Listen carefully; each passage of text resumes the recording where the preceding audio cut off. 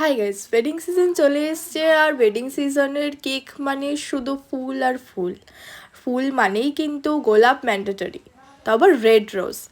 তো আর এই রেড রোজের দাম যা হাই, আর তার মধ্যে জিপসি প্রচুর হাই প্রাইসে বিক্রি হচ্ছে এখন। খুব স্ক্যাম চলছে এই ফুলের দোকানগুলোতে। যাই হোক, চলবেই, বিয়ের সিজন বলে কথা।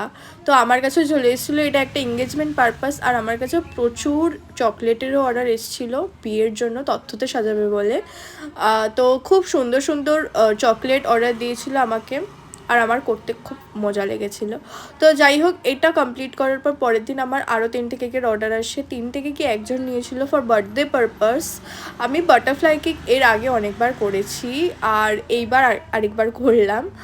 আর তোমাদের এই 3টে কেকের মধ্যে কোন কেকটা ভালো লাগছে বলো।